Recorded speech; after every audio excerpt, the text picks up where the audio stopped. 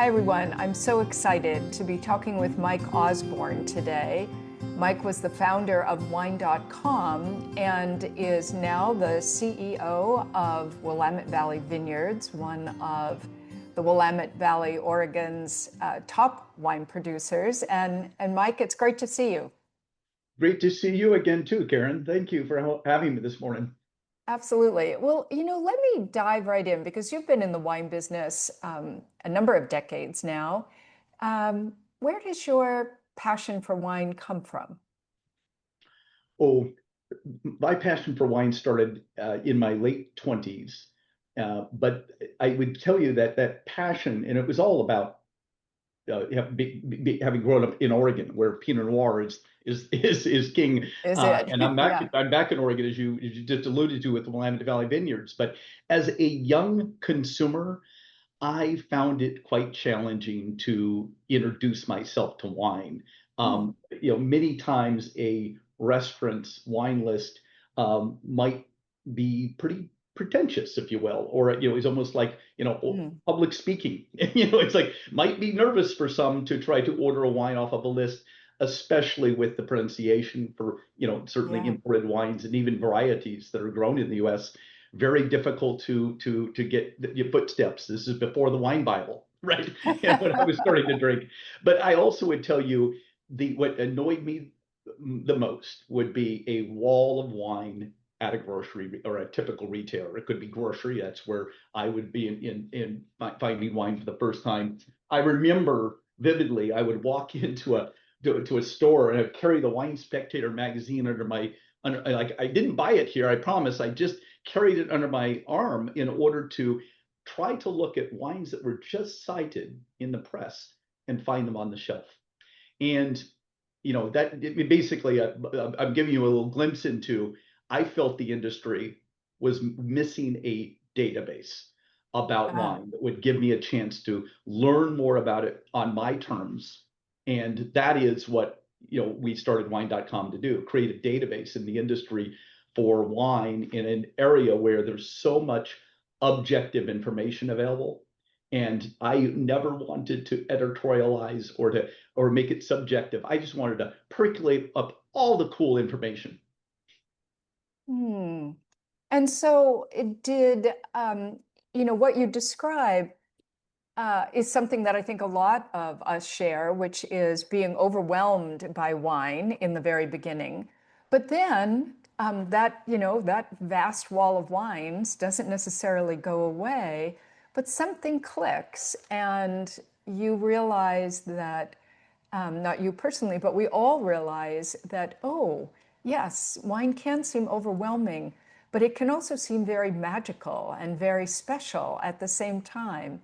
And at some point, that seems like it takes over your heart and your thinking.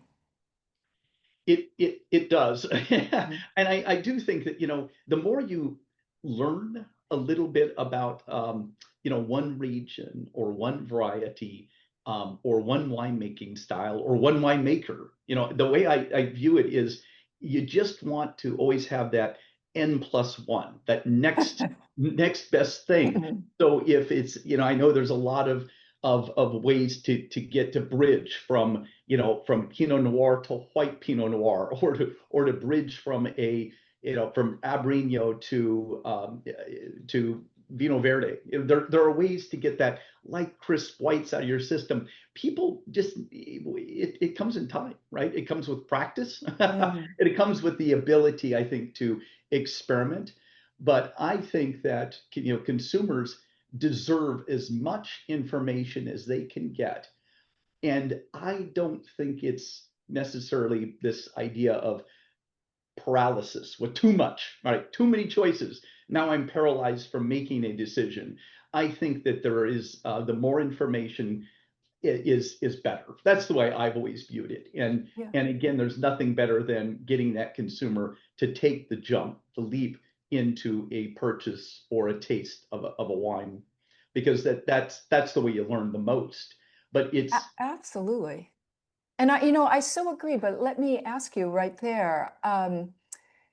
Once someone falls in love with wine, That's great. They're part of the big family now, and they're off on their journey, and they're probably going to go to wine regions and discover all kinds of wines.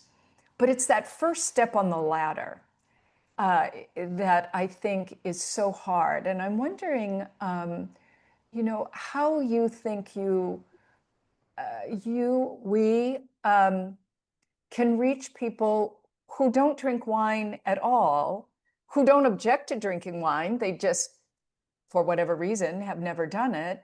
How do we spread the joy, the excitement about wine to those people? Mm, very interesting. I think the way I also view it is I, I have a lot of, maybe I'll call them neighbors and friends that I know are just not necessarily passionate about it, right? They are happy to partake, and they don't mind just making that decision at the grocery shelf and taking the bottle that's featured. And you and I might look at that and say, well, that was a pretty safe or ordinary selection you've made. And for the same amount of money, you and I both know we could have introduced them to something that was more authentic or more interesting. And I say that because it's usually not a higher price.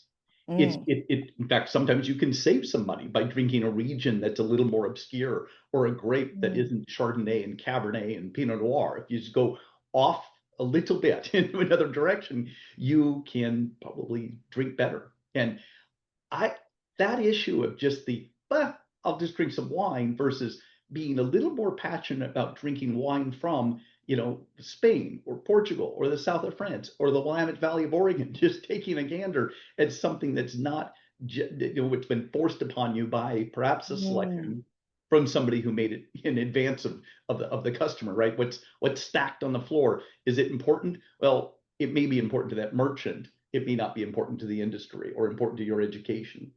So I do think the answer I usually have would be, it is hard to get across, but authenticity.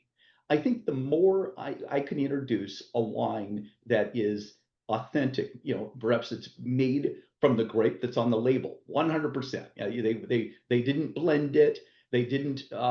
It's a vintage, right? It's not a non-vintage. They're not blending multiple years in. Hopefully, it's a producer where, depending on what you can learn about it, it's made by a real person, not a committee or a chemist.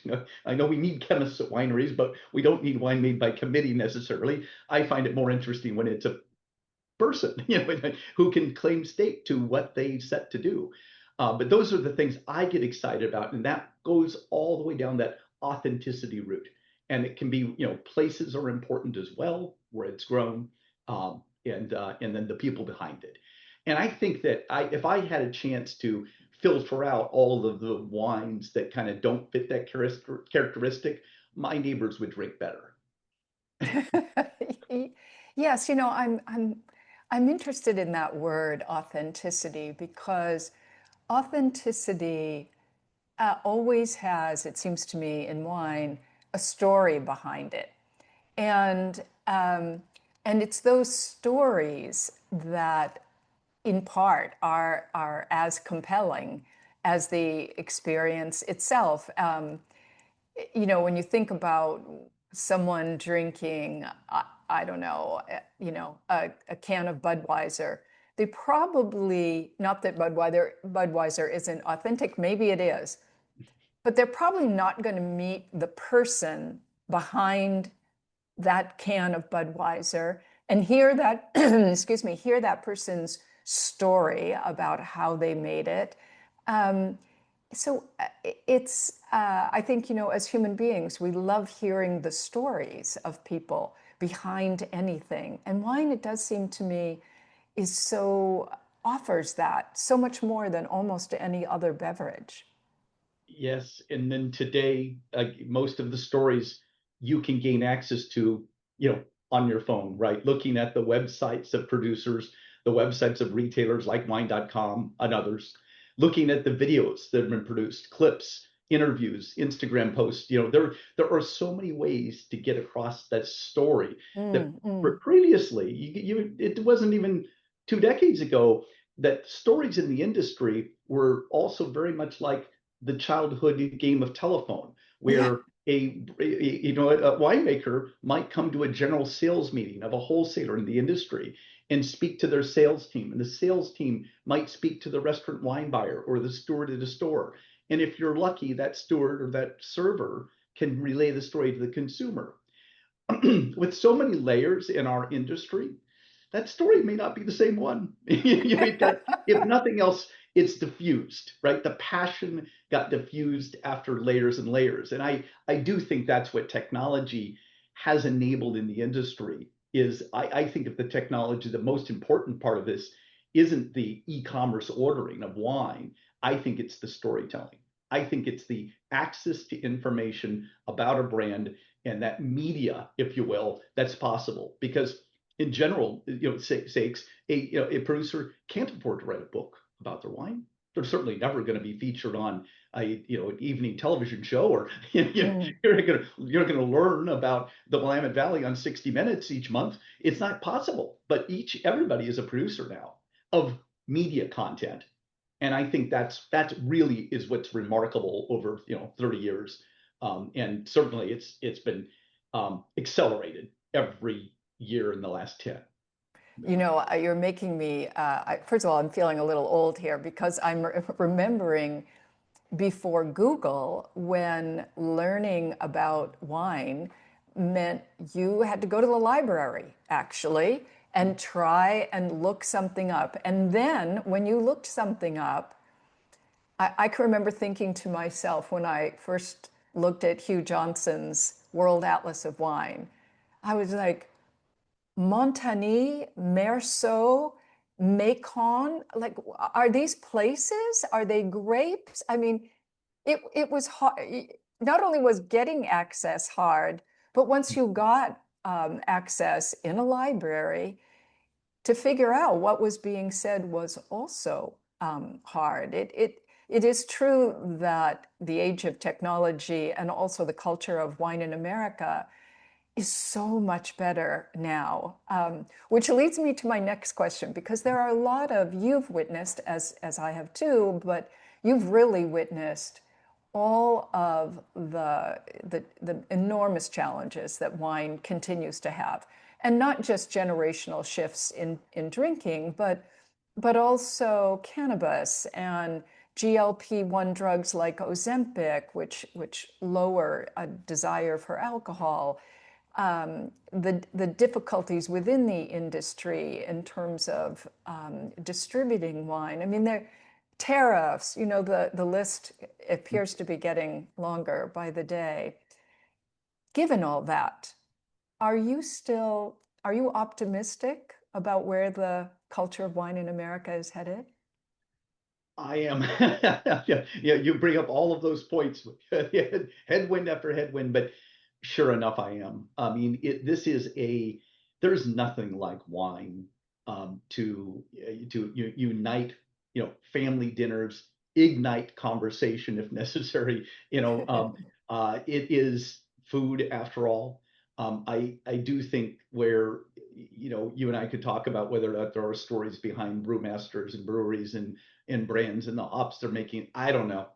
I just know there is, not every story has been told about wine yet, right? And even though we've just described how much information could be out there, I think the more people are treating it, not pretentiously treating it, that would be mistreating it, but treating it as the experiment, as the historical feature that it is, the functionality it is, the fact that we generally, really always are enjoying it with food and culture. And if not, just not in the glass, if you're even looking back to the culture where that wine is served. I get really excited when I'm able to be, tasting a dry wine from Portugal, for instance, where my buddies might have thought it was only going to be sweet or port wines, but no, introducing them to dry reds and whites, certainly from Portugal, is fun as an example. Just something that's creative and easy to get access to, but where you can transport yourself. So usually what I want to do is show destinations to visit, and be dreamy about that next trip to Mm, Europe and where you mm. can see it. That's the transporting vehicle that I think consumers can have, even if it's in their fuzzy slippers, right? They're not taking a trip today. They're in there, they're on the patio, they're not out, but they are transforming themselves from where they are to now to where they could get to. And again, I have found that so many wine enthusiasts are also travel enthusiasts. They're certainly generally food enthusiasts because they're not substituting wine for Sprite at the dinner table. This is Right. a very different consumer, and one who I really do hope likes geography as much as I do, because that's a big part of it. Yeah, I think sometimes people forget that when thinking about how instrumental travel is to the development of a wine culture in America, that it was really after World War II when when soldiers came home from Europe with all these stories of what it was like being in Italy and Germany and Spain and Portugal and adopting certain European behaviors, including wine drinking, in a very humble way. Might have been Blue Nun, but it all of a sudden, American culture was open to a whole new way of being together, of sharing food, and wine was then on the table. Yeah, and, Um, clearly our hats off to aviation making the improvements it did. But what that is really interesting. The idea we talk a lot about youth in the industry, and me to kind of reach those consumers who are growing up, and may not go first to wine, but I can tell you where they do go first to, and it's travel, and it's global travel. I saw not long ago a report from the Department of State, which did talk about the deciles and just how much younger on average consumers receiving, people, Americans receiving passports, right? This is kind mm, of hand in hand with aviation happening, but every generation, every decile of cohort of consumer in the US has received their passport younger than the previous generation, previous 10-year that's cohort. fascinating. And that just is accelerating. My children had passports, while still, in diapers, because Of course they did. my wife and I did not want to stick around all the time in the States. We wanted to travel, and frankly, when they were so little, they were transportable. Had to take a break at the 18-month age, maybe a year, but then they're back transportable again. But I would tell you that, again, you just look at European travel, Australia, New Zealand, South America, Central America, places to get out and go. Consumers love it, and the more they can learn that, that Sardinia and Sicily and Madeira and and Tasmania are all making wine and are all islands. People get enthusiastic and want to try, the island tasting. I don't know. I hope so. That's a great idea for a tasting. Yeah. Well, let me end with one question for you, Mike, because you've recently taken on the position of CEO at Willamette Valley Vineyards.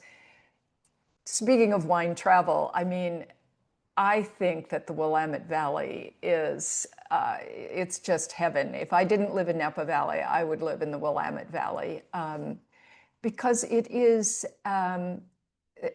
full of extraordinary people who are so attached to the land and so attached to their work, to their involvement with nature. They all have fabulous stories. I mean, a group of Willamette Valley winemakers in the same room is just tremendously exciting for a writer like me. I almost can't write fast enough.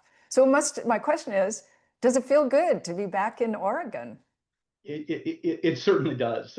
You bring up something about a group of winemakers together in the same room. I just want to say that there is nothing like the community that Oregon has, Yeah. collaborative community of winemakers. I mean, maybe it's every discipline, even you get the marketing professionals, you get to our sales teams. They're always very collaborative because Oregon really wants to lead with Oregon. There are plenty of restaurants and wine shops in the United States that don't have an Oregon selection quite yet. So I think that's one of the reasons why we work together, because we're a small and mighty group, making world-class wine, and also supporting tourism in a way that many may not have experienced. That it is a very it's it's a great place to spend a 3-day weekend or longer. It is an environment that's quite open to consumers and in visitations. And not Hmm. all, most of us don't require an appointment. And consumers are shocked that they can arrive without an appointment. Now, we certainly love appointments to be made. That certainly secures a place, but for some of our experiences, especially. But we have a property in the Salem Hills, so just south of the town of Salem, Oregon, our capital. But that property is the main estate, which was first planted in 1983. Today it receives 100,000 visitors a year. And That's astounding. and by the way, in Oregon, at two of our properties, both that's in Salem Hills. The other is in Dundee, our Domain Willamette, which is a Demeter certified winery, primarily meant to demonstrate our sparkling wines from Hmm. Oregon, which we call Method Oregon now. But that facility also serves the whole portfolio, but again, open to the public. And it's a world class setting where on a beautiful day you're looking out to Mount Jefferson and Mount Hood, in one of those pinch yourself moments because it's glorious. Now there are times of the year which you might be indoors, but certainly the majority of the growing season, it's just stunning. But I want to talk about Oregon one more moment, Karen, if I could, is that we certainly lead with Pinot Noir. And in the last couple of decades, we have the right clones, the right selections Mm. for making world-class Chardonnay also. Before that, Pinot Gris kind of led the charge of the white wines, but you're going to find us more of it having fixed that glitch and imported and quarantined proper rootstock from in cuttings, from Burgundy. We have these Dijon clones that are masterful for us, and that really saved the Chardonnay business in Oregon. But those varieties are one thing. We have properties up in the very upper east corner of Oregon in the Walla Walla appellation, which many people immediately attribute to Washington Washington. State.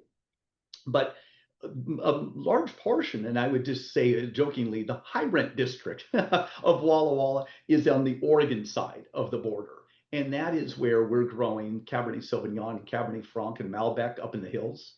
And on the Rocks district of Milton Freewater, which is a Amazing. mouthful, but it's a new AVA, that's where Syrah, Mourvedre, and Viognier, for instance, or Grenache is also grown. So it's the Rhone Valley happening in Oregon. And Cayuse was one of the pioneers there. So our hats off certainly to that winemaker and team at Cayuse Winery, who pioneered a lot of this early Rhone varietals being highly recognized. But I was going to say it's going to be fun. Nooks and crannies of Oregon, the Rogue River Valley, Umpqua Valley, where we make wine, are all sort of making wine that's Mm. appropriate for those areas. And in all cases, that just really what we want to do is celebrate all things Oregon. So if someone comes to our tasting room and is wound up about Cabernet Sauvignon, no problem. I think they'll be shocked. Now it will be Walla Walla from Oregon, right?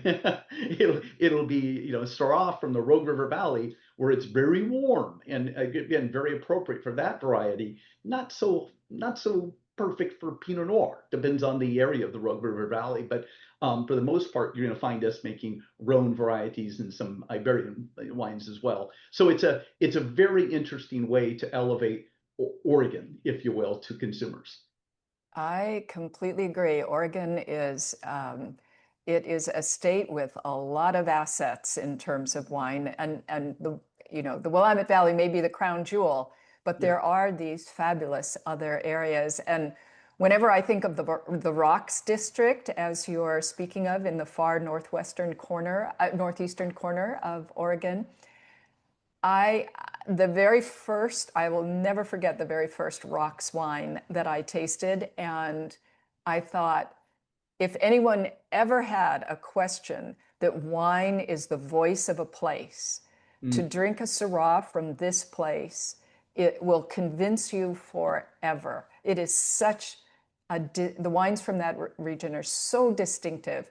And you're right, most of the vineyards are actually in Oregon, although It's a toss-up. Even I myself had to worry about where I put that in the wine Bible. Should it go in the Ah, Washington chapter? Should it go in the Oregon chapter? no Uh, passport required to travel. That's the other funny thing. I don't even think there's even, besides a road called State Line, there's not a lot of signage, Karen. So I think you could be up there touring and you may not know which vineyard you're in, what state you're in at the vineyard. It's a great place to visit. And by the way, one where I know the properties there are just so open to tourism. yeah. And that is a part. I mean, I know I referred a lot to European travel or getting out with your passport, but travel to even just interesting places elsewhere in the U.S. that produce wine, like the Walla Walla, appellation, like the Willamette Valley. We're not the bucket list of Napa Valley or Sonoma on everyone's list as their first point. We hadn't been. We are going to be in the future. I know there's a lot more accommodations open today than ever before, and exceptional world-class restaurants. There was a time 20 years ago where I might suggest you stay overnight, but in Portland and drive an hour to your appointment in the Willamette Valley and then back to Portland to enjoy dinner. That's no longer necessary. Right. Yeah. Well, Mike, it has been just great to catch up with you, and congratulations again for making your way back to God's country there. And so much of what you've said today is really important. I'm tempted to go get my passport out right this minute. All right, Thank my you friend. for all you've done to raise the awareness of Come Over October. Again, this year, I know Willamette Valley Vineyards will be spreading the word with our customers and owners to get them engaged, because it is so important, the work that you've done, grassroots, to put wine front of the stage here in October. Well, thank you. Thank you. We look forward to your participation this October. We're gearing up for the biggest October ever, and I'm waiting for every wine drinker in America to invite a friend who isn't a wine drinker yet to come over and share some wine. So thank you, Mike, and keep in touch. Thank you.